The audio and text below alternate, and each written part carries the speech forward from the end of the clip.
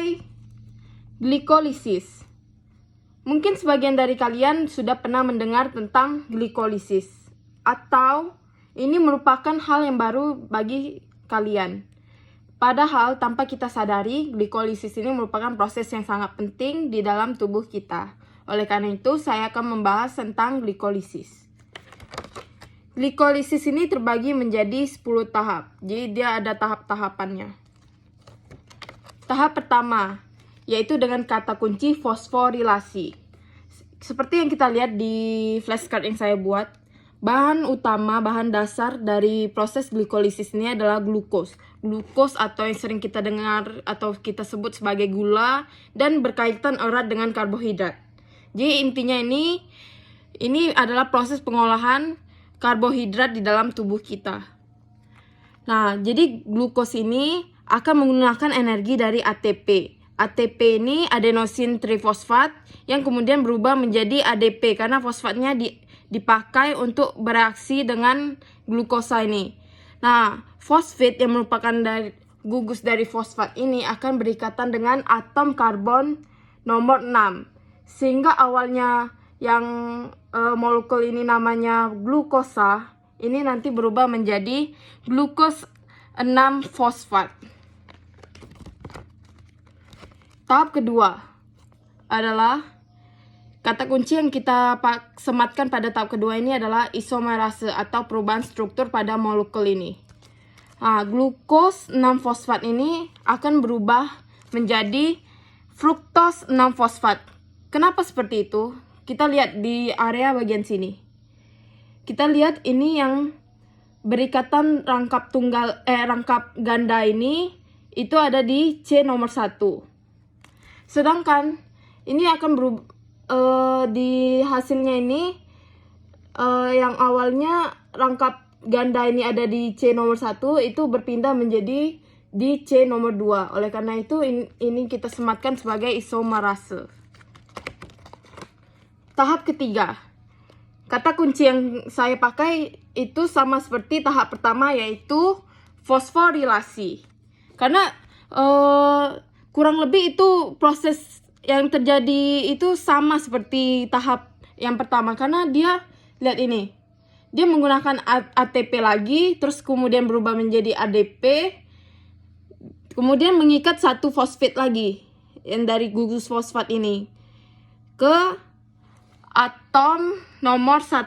Jadi yang awalnya fruktos 6 fosfat itu berubah menjadi fruktos 1,6 bisfosfat. Tahap keempat. Lihat. Ini kita bisa lihat dari sini. Ini satu struktur yang utuh itu dipecah menjadi 2 struktur. Fruktos 1,6 bisfosfat itu dipecah menjadi yang pertama, dihidroksiaseton fosfat atau sering kita sebut sebagai DAP. Kemudian yang kedua adalah glyceraldehyde 3 fosfat atau yang sering kita dengar sebagai GAP. Nah, kata kunci yang tepat untuk ini adalah bifid karena dia terpecah menjadi 2. Selanjutnya, tahap kelima. Nah, ini merupakan produk hasil pemecahan tadi itu. Tapi ini lihat, ada tanda panah ini. Kenapa harus begini? Karena untuk melalui tahap selanjutnya, yang dipakai adalah GAP. Jadi DAP ini bagaimana dong? Kan yang dipakai GAP. Nah, mau tidak mau, DAP ini harus berubah menjadi GAP dulu. Oleh karena itu, ini kita pakai kata kunci reversible, yaitu bolak-balik. Nah, ini di tahap ke-6 ini khusus. Nanti saya jelaskan ya. Nah, yang dipakai itu kan GAP kan. GAP. Kemudian ada NAD+ ditambah fosfat. Itu bereaksi pada glycerol 3 fosfat ini kemudian berubah menjadi 1,3 bisfosfoglycerat. Nah, kalau misalnya kita lihat seperti ini aja kan bingung kan? Sebenarnya ini ada tahap tersembunyi, yaitu tahap oksidasi. selain dia bereaksi dengan NAD plus fosfat, itu ada oksidasi. Yang kalau oksidasi itu pasti kita kepikiran molekul ini akan bereaksi dengan air. Oleh karena itu nanti si H ini akan lepas kan. Dia nanti berikatan dengan NAD plus itu. Makanya ini dia jadi NADH.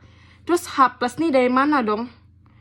Nah, H yang lepas ini kemudian dia berikatan dengan fosfat. Jadi dia jadi fosfat kan. Nah, H2O. H-nya sudah berikatan dengan NADH. Kemudian ini H2O, O-nya sudah berikatan di sini. Kemudian dia berikatan dengan fosfat. Terus ini makanya oleh karena itu dia jadi 1,3 bisfosfogliserat. Nah, kenapa ini ada 2 kali? Karena seperti yang saya bilang tadi, untuk ke tahap selanjutnya itu kan harus yang dipakai itu harus GAP. Nah, jadi DAP ini harus berubah jadi GAP dulu baru bisa proses selanjutnya. Otomatis pada tahap ke-6 sampai ke-10 itu berjalan sebanyak 2 kali. Oleh karena itu ini saya tambahkan 2 kali. Jadi ini kata kuncinya adalah oksidasi. Tahap selanjutnya tahap ke-7. Yaitu kata kunci yang saya pakai adalah break with benefit. Jika tadi di tahap 1 dan 3 itu proses itu menggunakan fosfat, jadi dia merubah ATP jadi ADP.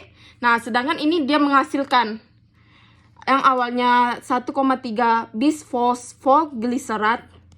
Lihat ini. Nah, fosfat itu akan lepas satu, kemudian bergabung ke ADP, sehingga ADP ini berubah menjadi ATP, dan hasil akhirnya adalah 3 fosfogliserat. Kita lihat ini ada yang 2 area merah ini fosfat. Ini tersisa 1 area merah, yaitu cuman 1 fosfat di molekul ini. Oleh karena itu kata kunci yang saya sematkan break with benefit, ada hasilnya. Dia pecah tapi ada hasilnya. Tahap ke-8 adalah yang kata kunci yang saya sematkan adalah mutasi atau relocation. Kenapa saya sematkan seperti itu? Kita lihat, yang awalnya 3 fosfogliserat itu akan berubah menjadi 2 fosfogliserat. Dari nama molekulnya saja kita sudah mengerti bahwa ini molekul ini bertukar pasangan. Fosfat ini yang awalnya berikatan dengan atom karbon nomor 3 bertukar pasangan menjadi fosfat ini berikatan dengan atom karbon nomor 2. Jadi makanya saya bilang ini mutasi atau relokasi. Tahap ke-9 itu yang saya pakai adalah separate atau separation, pemisahan. Kalau dalam bahasa Indonesianya adalah pemisahan. Dan kita lihat ini di molekul yang bernama 2 fosfogliserat. C ada 3. Nah, kita fokus ke poin ini. OH dengan H yang di sini. Di hasil akhirnya itu yaitu fosfoenopirufat. Ini H yang di sini tidak ada lagi. Kemudian OH yang di sini itu nggak ada lagi karena dia sudah lepas ini H2O, uap airnya itu sudah lepas dari molekul ini. Makanya di sini berubah menjadi rangkap 2. Nah, kita sudah mencapai tahap akhir, tahap ke-10. Yaitu produk awalnya adalah fosfoenopirufat atau PEP itu dia menjadi pirufat hasil akhirnya. Dia seperti kalau saya nggak salah itu tahap ke-7.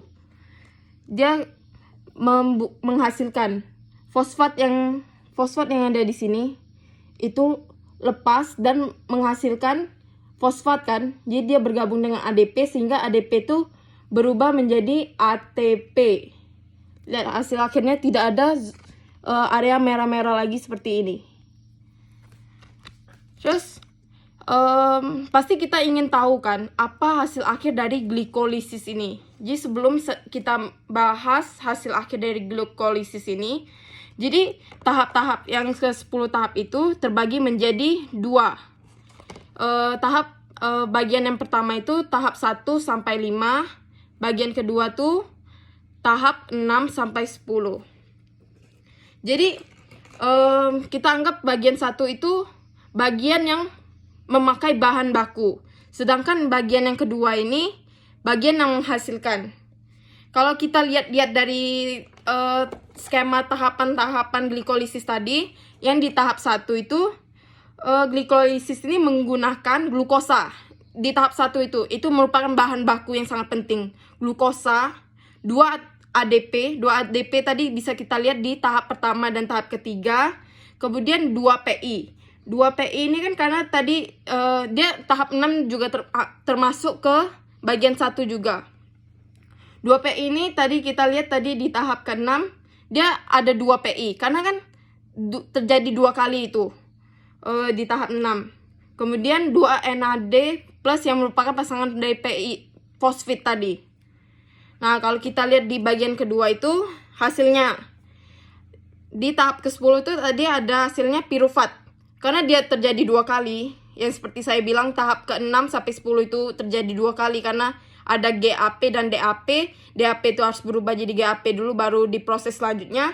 Nah, makanya itu ada 2 pirufat, 2 ATP, ada 4 ATP, ada 2 NADH, 2 H+, sama H2O. Terus itu tuh masih berat kotornya, kalau di istilah kemasan itu masih berat kotornya. Jadi kita menginginkan hasil bersih dong. Nah, kalau kita bandingkan dengan bagian 2 dengan bagian 1 itu, kita untuk mencari hasil bersihnya, kita anggap bagian kedua itu keuntungannya. Terus bagian 1 itu merupakan bahan baku yang kita pakai. Jadi yang poin pentingnya itu adalah 4 ATP yang dihasilkan itu. Untuk mengetahui berat bersihnya, jadi 4 ATP itu kita anggap keuntungan. Sedangkan bahan baku yang tadi kita pakai kan ada 2 ATP kan. Maka dari itu 4 dikurang 2. Jadi ada 2 ATP berat bersih yang kita hasilkan dari proses glikolisis ini. Jadi intinya hasil akhir dari glikolisis ini adalah 2 pirufat, 2 ATP, 2 NADH, 2 H+, dan 2 H2O. Sekian dari saya, terima kasih.